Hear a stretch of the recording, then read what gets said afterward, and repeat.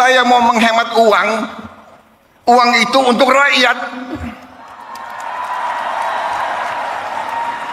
untuk memberi makan untuk anak-anak rakyat.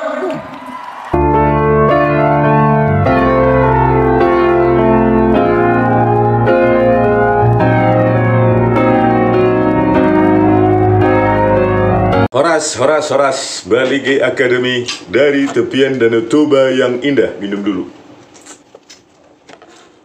Oke pemirsa, ya baru-baru ini diangkat Deddy Corbuzier ya sebagai staf khusus Kementerian Pertahanan. Luar biasa ya. Saya kira dia punya daya tahan atau apa, kemampuan militer atau apa ya. Ya itulah ya realita dari pemerintahan Prabowo Subianto ya, yang dari video tadi sebelumnya kita dengarkan ya, menghemat anggaran ya, seolah-olah itu untuk makan bergizi gratis untuk anak-anak rakyat, tetapi di satu sisi kontraproduktifnya ya, dia sudah punya berapa ini, coba kita lihat ini ya, 48 menteri ditambah 5 pejabat kabinet yang lain, mungkin badan dan lembaga itu ya. Bayangkan 48 menteri, padahal Amerika Serikat yang negaranya sangat advance, besar, dan kekuatan ekonominya juga sangat besar ya, mungkin 100 atau 1000 kali dari ekonomi kita, mereka cuma punya 15 menteri ya. Ini dia ya, untuk kabinet Joe Biden ya, dan Trump yang saat ini itu, yang dulu ya, ini Joe Biden itu cuma 15 menteri kabinet positions itu, dan untuk lembaga ya cuma 3, 6, 9. Jadi ya 24 saja cukup gitu loh. Padahal mereka negara kaya, negara besar dengan advance teknologi, dengan negara paten segala macam, pendapatannya sangat besar. Ya, di sini juga ini di CNBC, jumlah kabinet negara raksasa Jepang, India, AS cuma punya 15 menteri, 15 sekretari atau cabinet position, dan lembaganya cuma 9, jadi total 24. Kalau Prabowo Subianto yang katanya sudah menghemat anggaran 306 triliun ya, tapi satu sisi 48 menteri dan 5 pejabat setingkat menteri ya, badan lembaga, berarti 53. Belum lagi ditambah 56 wakil menteri. Coba itu, 53 ditambah 56, 109 menteri dan wakil menteri. Bayangkan itu. Itu mau menghemat apa lah kayak gitu, kita percaya ya. Dengan segala macam fasilitasnya, ini udah berapa triliun sama orang-orang ini, pajak rakyat itu. Jadi kontraproduktif ya, ingin menghemat seolah-olah untuk rakyat, padahal lihatlah pejabatnya ini. Dia 103 menteri, wakil menteri, dan badan atau kepala badan atau lembaga. Amerika Serikat yang negaranya besar, baik dari sisi kewilayahan, baik sisi uang, duit, teknologi, segala macam, itu cuma 15 menteri ditambah 9 kepala badan dan lembaga. Kayak mana ya ini? Apanya ini ya? Prabowo Subianto ini. Sudah gitu juga kita lihat banyak sekali menteri yang nggak keahliannya di situ, ya. Seperti ini, Menteri Koperasi Budi Ari. Apa ini? Apanya karirnya sebelumnya? Buzzer atau apa ya? Ya.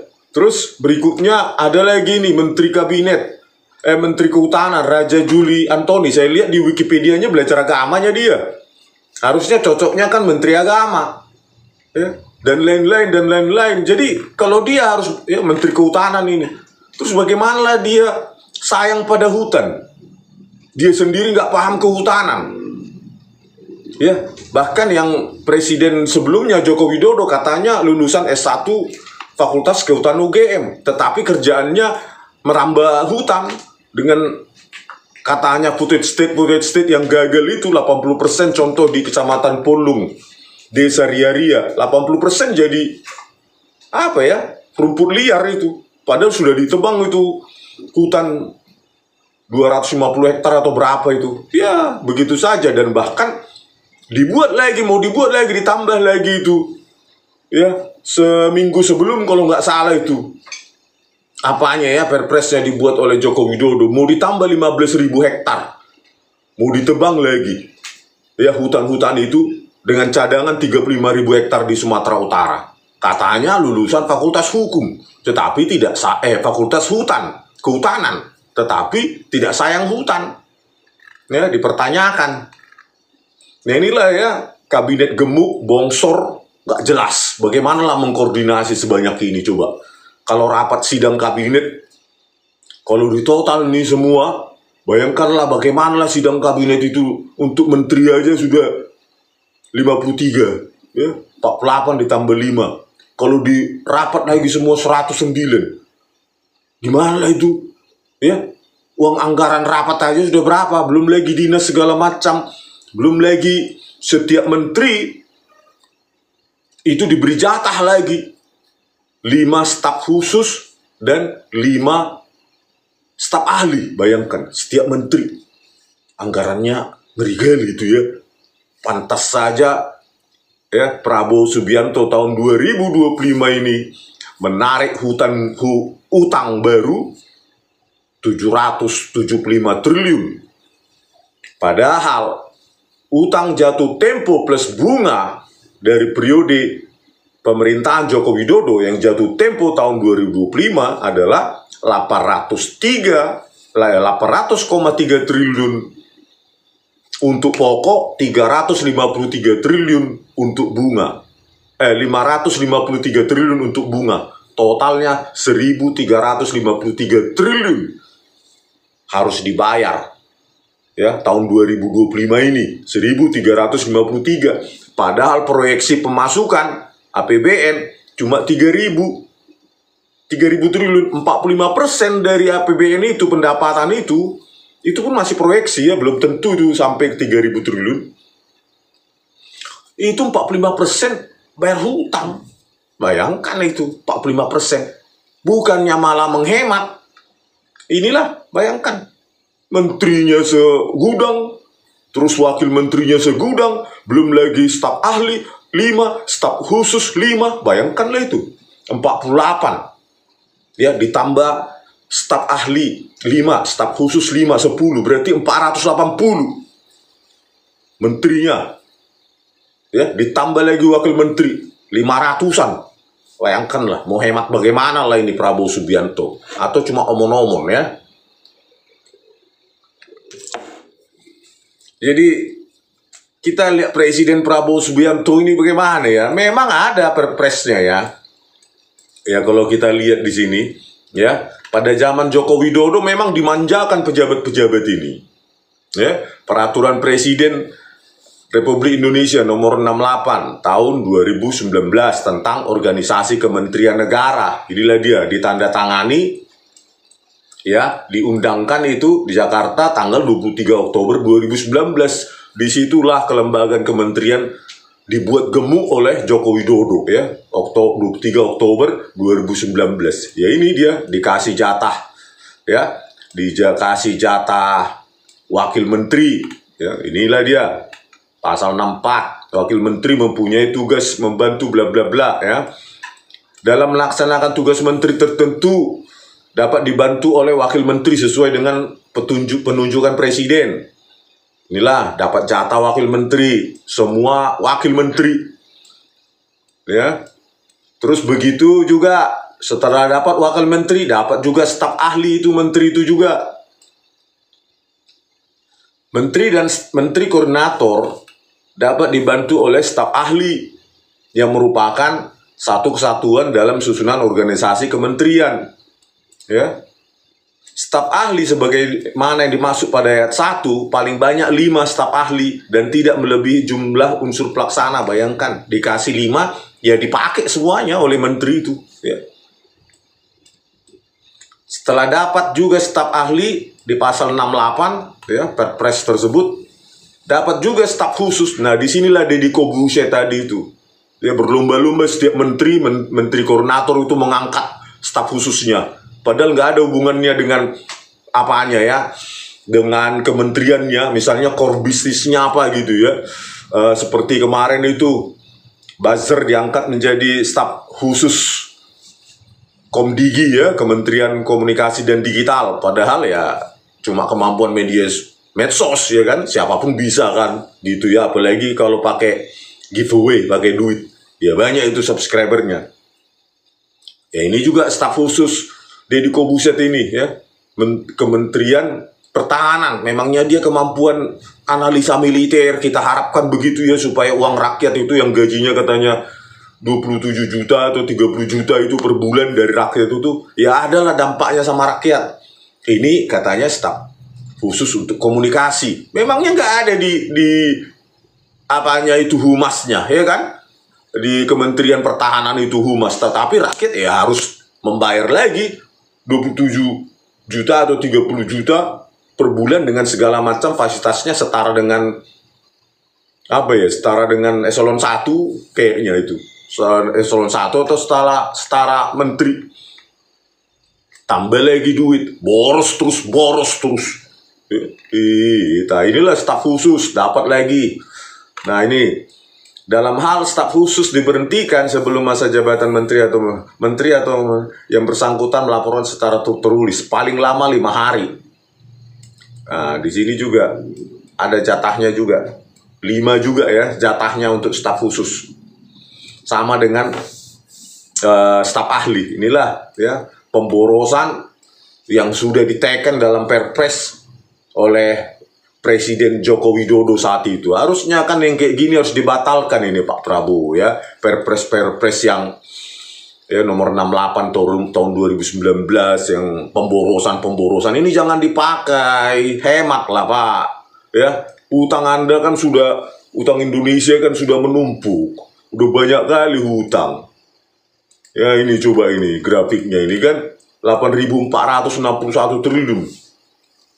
Utang peninggalan Joko Widodo. Ya harusnya dengan penghematan. Jangan kementerian lain disuruh hemat sampai misalnya editor TVRI pun harus di PHK atau yang lainnya ya, atau LPSK yang kemarin juga ada saya lihat di YouTube juga nangis-nangis mereka PHK, tetapi Anda mengangkat staf khusus, wakil menteri apa, setiap menteri punya staf khusus 5, staf ahli 5, wakil menteri lagi segala macam. Dengan fasilitas eselon 1. Ini utang Anda ini 800,3 triliun. Utang Indonesia. Pokoknya ternyata ini bunganya 353 untuk tahun 2025. Proyeksi APBN pendapatan cuma 3.000 triliun. 45% bayar utang. Ya, 45%. Kan harusnya hemat luar biasa ini. Terus Anda buka utang baru lagi 775 triliun. Baru aja menjabat Oktober, November atau Desember keluar Perpres untuk utang baru 775 triliun. Ya, karena ada defisit 600 triliun. Karena pengeluaran 3.600. Pemasukan 3.000, utang lagi 775 triliun. Tetapi bukannya malah menghemat, membuat kabinet bongsor, kabinet gemuk yang entah untuk apa gunanya. Ya, padahal ada di kementerian itu ada irjen, ada dirjen, dan segala macam jajarannya. Untuk apalah wakil menteri, staf ahli, staf khusus itu? Akhirnya apa? Ya ini untuk tahun 2025 berikutnya, ya pasti utang itu makin menumpuk. Sekarang 8.400 ditambah lagi 775, belum lagi bunganya. Ya mungkin nggak bakal lama ini pemerintahan Prabowo Subianto ini Indonesia akan memiliki hutang 10.000 triliun. Kayak mana lah itu bayarnya itu, sementara rakyat makin miskin. Semua lah dikejar pajak itu, sampai kafe-kafe, restoran yang tingkat becek-becek aja jalannya pun dikasih pajak PPN 11%. Padahal nggak ada pembangunan masuk ke kafe itu. Dikasih aspal pun sama Pemdanya enggak. Tapi PPN jalan terus.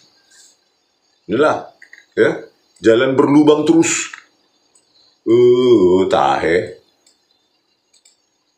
Ya, di samping manjanya para menteri ini, ya, dikasih wakil menteri, dikasih staf khusus, dan dikasih staf ahli. Ya, kita lihatlah di sini ya, Joko Widodo juga menerbitkan banyak perpres ini untuk memanjakan tunjangan kinerja bagi pejabat-pejabat ya. Inilah dia, bayangkan ini. Ya, perpres kenaikan tukin di 3 kementerian. Di Kementerian PAN, RB, Lingkungan, Kementerian Bappenas, PPN, pegawai lingkungan BPKP. Inilah perpresnya dia keluarkan tahun 2023. Semua dimanjakan seolah-olah negara kaya kita. Lihat ini, kelas 17 41,5 juta, 32,5 juta. Inilah tukinnya, belum lagi gaji segala macam fasilitas.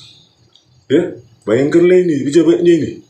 Kan nggak ada parameter apapun untuk menerbitkan. Kenapa harus 41,55 juta? Nggak ada. Harusnya kan ada takaran, Pak Prabowo Subianto, ya.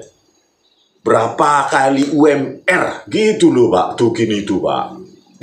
Ya maksimum lah seperti di negara maju 5 kali tukinnya. Jangan semena-mena kayak gini. 41,5 juta terbitkan perpres. Hambur-hamburkan duit ya.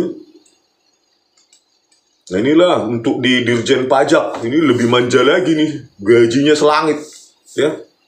Eselon 1-nya ya, untuk apa ini, peringkat 27, 117 juta untuk Dirjen Pajaknya ini. Bayangkanlah 117 juta. Apalah parameternya Joko Widodo membuat ini 117 juta. Ini kan kalau UMR-nya itu 5 juta, ya, meskipun jarang ya, Pemda yang memberikan 5 juta, anggap aja lah 3 juta yang rata-rata. Atau ya 3 juta. Atau 4 juta, ini kan tuh udah 30 ya. Kalau 4 juta UMR ya, berarti 30 kali UMR ini, 30 kali lipat ini dari UMR dia dapat. Pekerjaannya dia sebagai Dirjen Pajak ya. Pangkat peringkat 27, berikutnya 99 juta, 95 juta, 84 juta. Apa kayak gini? Penghematan lah Pak Prabowo Subianto. Ini batalkan tukin-tukin ini, turunkan sehingga ada parameter yang jelas. Parameter kelipatan UMR maksimum ya, pejabat tertinggi di kementerian ya 5 kali UMR seperti negara maju Pak.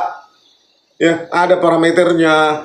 Nggak semena-mena kayak gini. Ya sekalian aja kasih 1 miliar.